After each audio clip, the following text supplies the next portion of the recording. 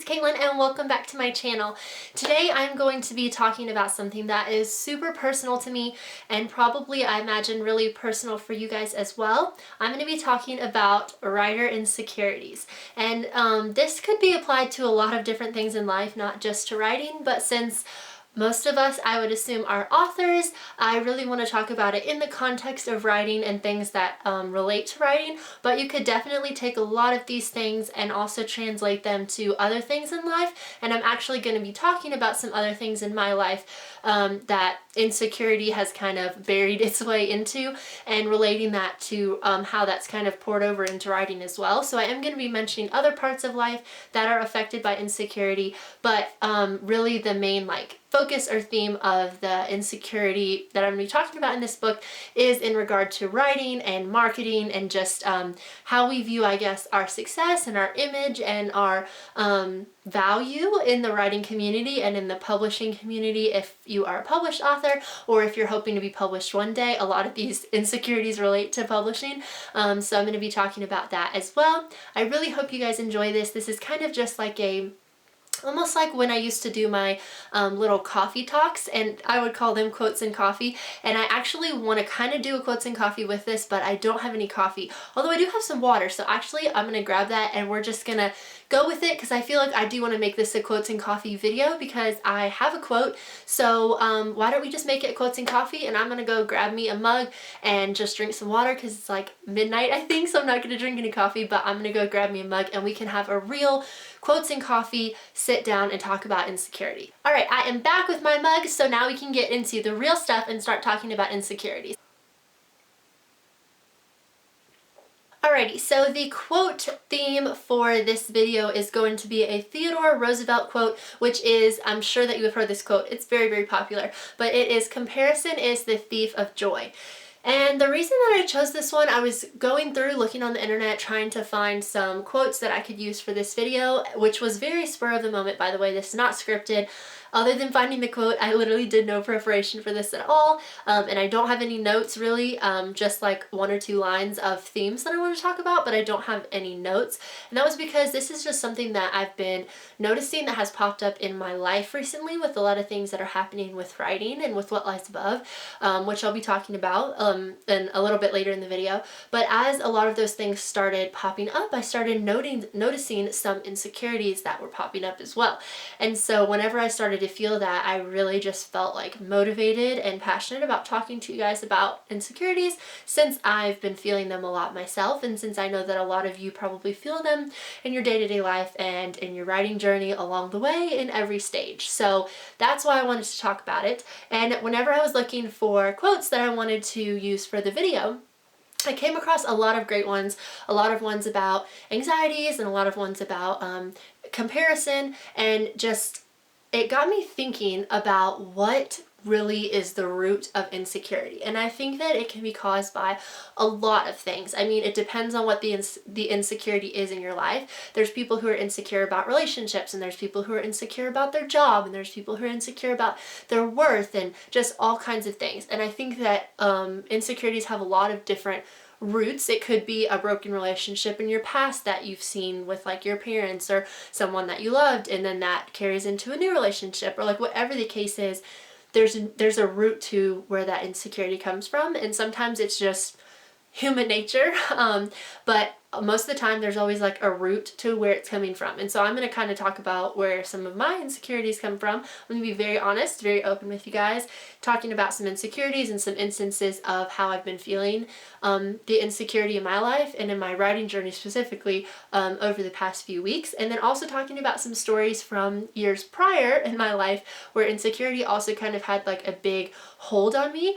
And I really want to use those instances to encourage you all, because I think that what this quote shows, "Comparison is the thief of joy," is that insecurity, which often comes from comparison, that's the tie-in, and we'll be talking about that in a minute, but whenever you allow yourself to compare yourself and your worth and your value and your work and your content, your body, your clothes, whatever it might be, to another person or to multiple other people or to the media or to models or to whatever standard that you have, famous authors, New York Times bestsellers, whatever name or person that you want to insert in the blank, whenever you allow yourself to compare your worth, value, body, whatever, to another person's, then I think that's where a lot of insecurity breeds. And again, insecurities can come from a lot of places, but I think that comparison is one of the greatest ones, and it truly is a thief of joy, because joy comes from truly loving and enjoying what you do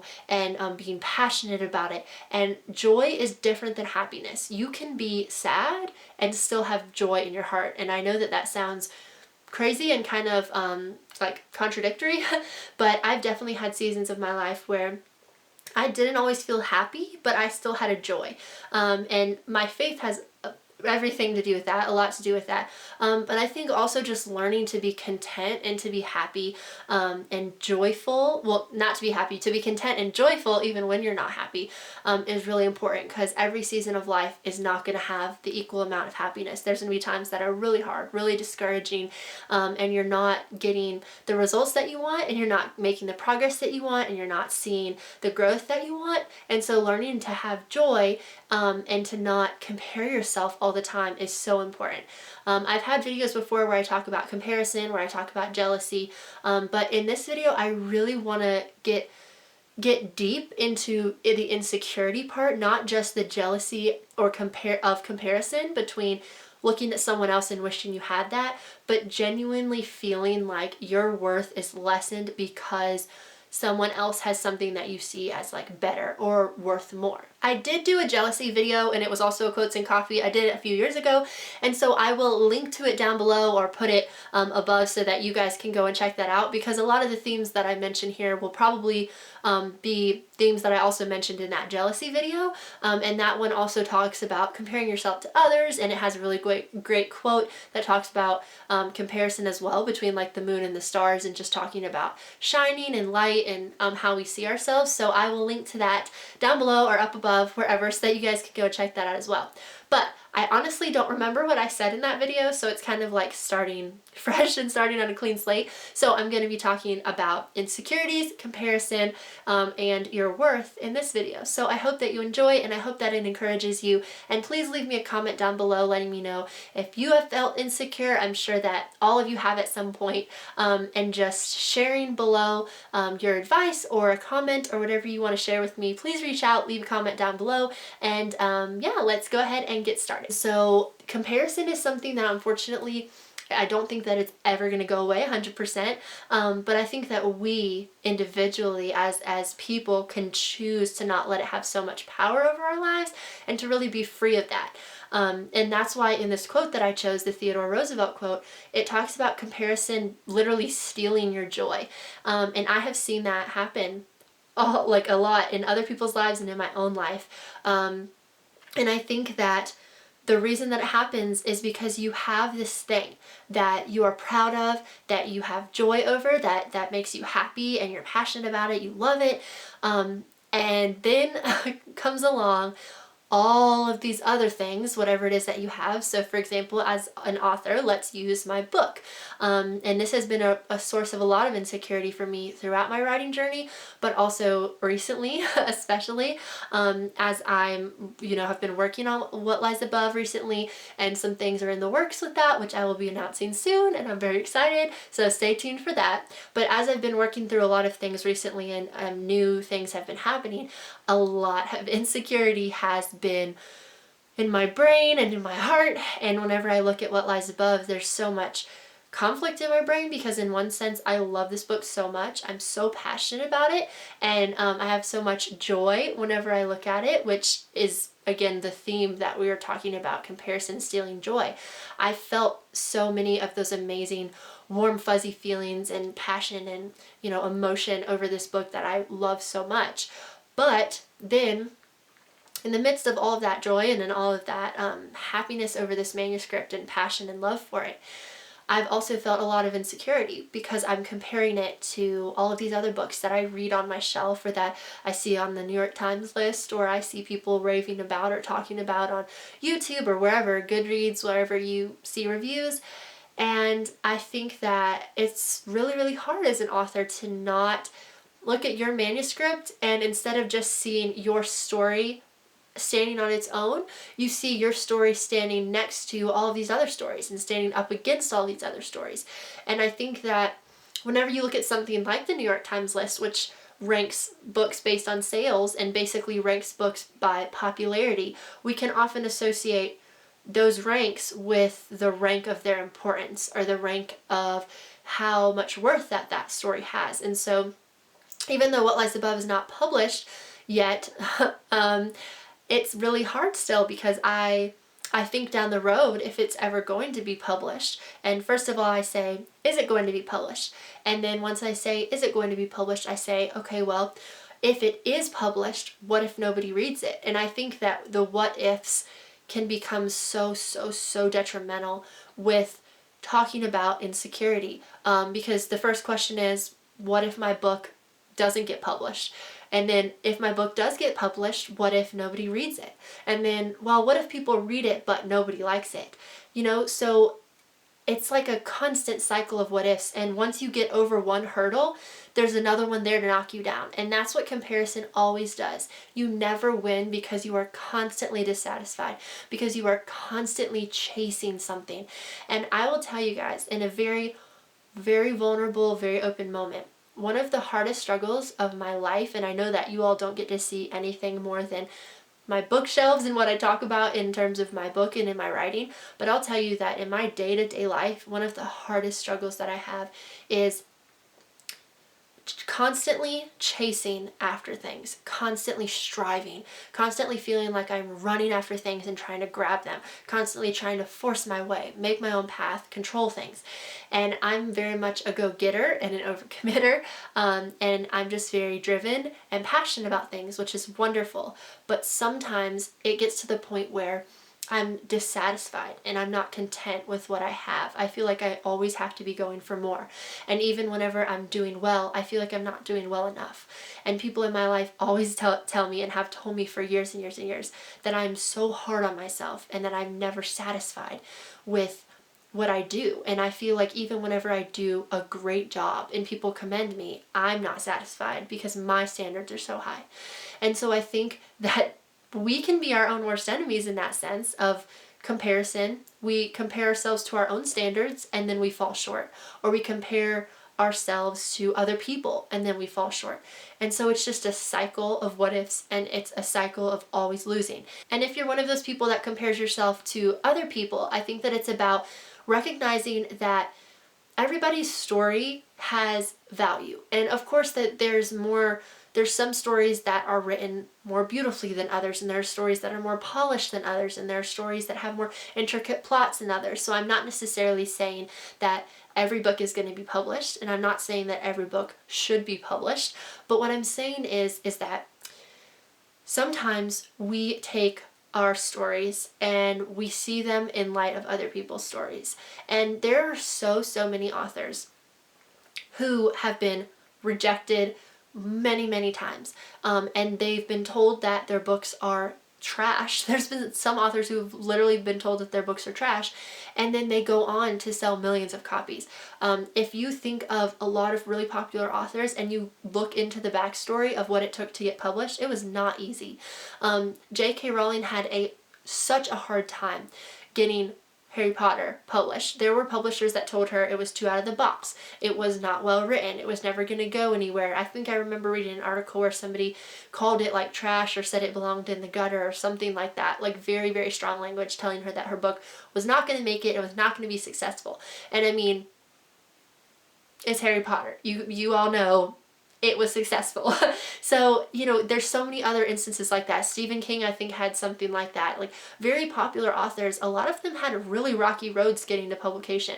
And so if you only look at what other people say or what other people produce or what other people see as the standard, and you compare your work or yourself to that does not necessarily mean that it is not good, because that standard is always shifting, because it's totally subjective.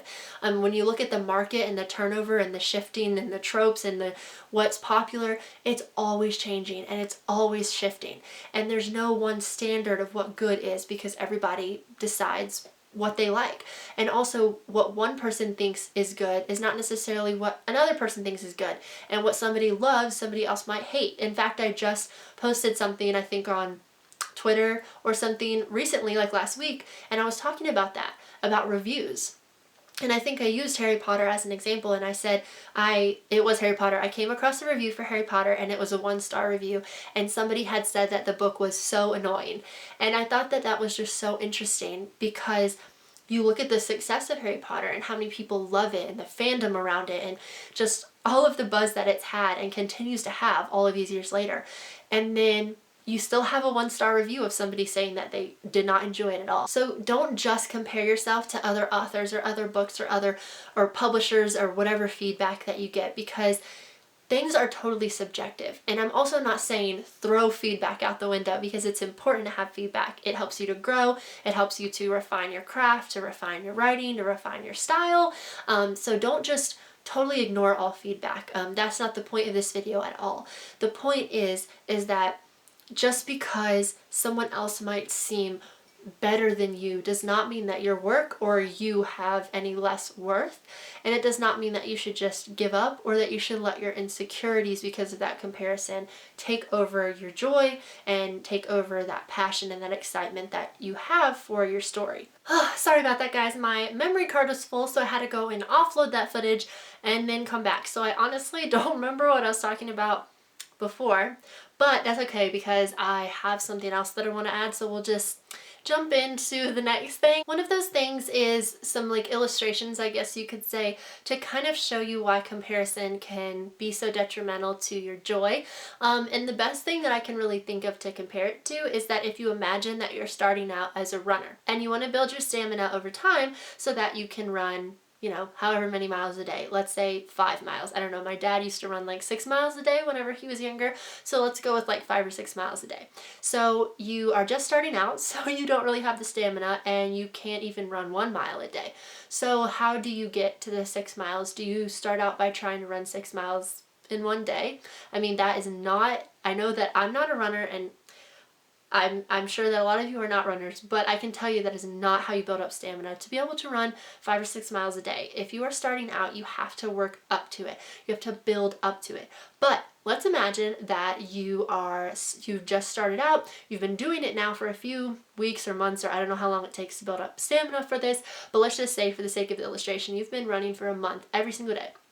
So now you can run 2 miles a day. Well, your goal, of course, is 6 miles, but in a month you can now run 2 miles a day. And you are so excited, you're so joyful and enthusiastic because you can run 2 miles. And even though you're not maybe at your full goal yet, you're so excited because you used to be able to run 0 miles a day, and now you can run 2 miles a day. So you are so excited with your progress. Then comes along a much better runner than you who can run 5 or 6 miles a day.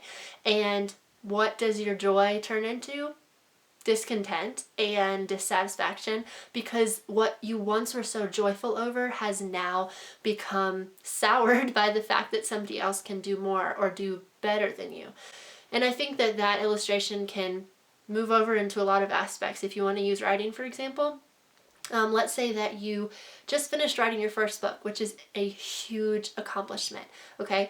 You've just finished writing your first book and you are so excited. You've written the end and it's the first manuscript you've ever written. You're so enthusiastic and you're just joyful. That's the best way I can think of to describe it. You're joyful, you're enthusiastic and excited, and you're passionate about this book, and you can't wait to see where it goes.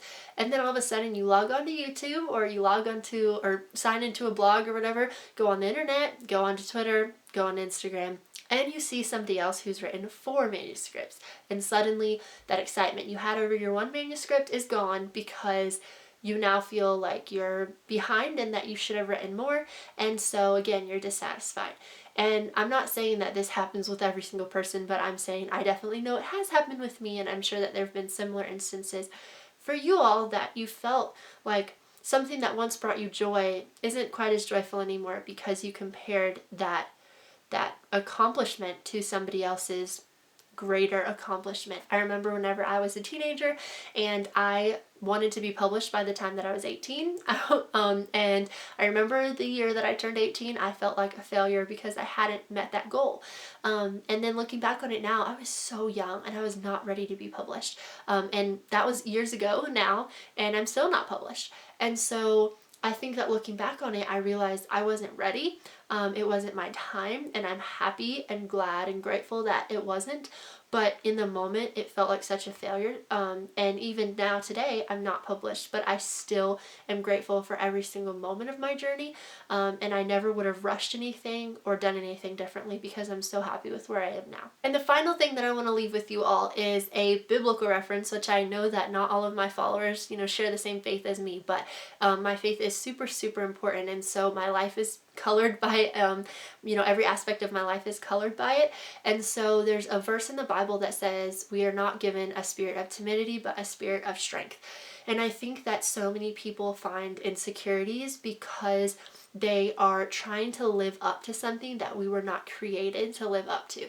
And that is man's standard. And I think that that is the hardest thing of all, and the most detrimental thing of all, is whenever we allow our worth to be defined by other people, and whenever we start to use other people as like that yardstick to define whether or not our book is good or our career is good, our website, our author photos, or whatever. And then outside of writing, there's a multitude of things that we can compare to other people.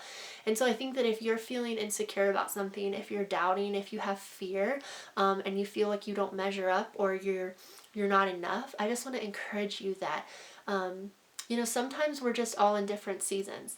And so if you are looking at somebody who has published 4 novels and is very successful and is a New York Times bestseller, and then you're comparing yourself who's written 1 or 2 manuscripts and who's still unpublished to that person, it's not the same.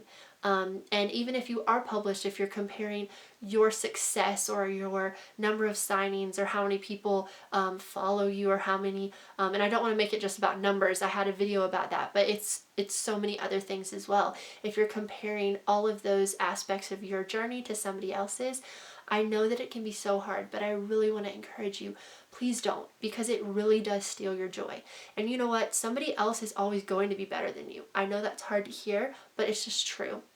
Someone else is always going to have more. They're going to have more published books, and they're going to have more followers, and they're going to have more signings, and their work is going to seem better, and people are going to love and rave about it.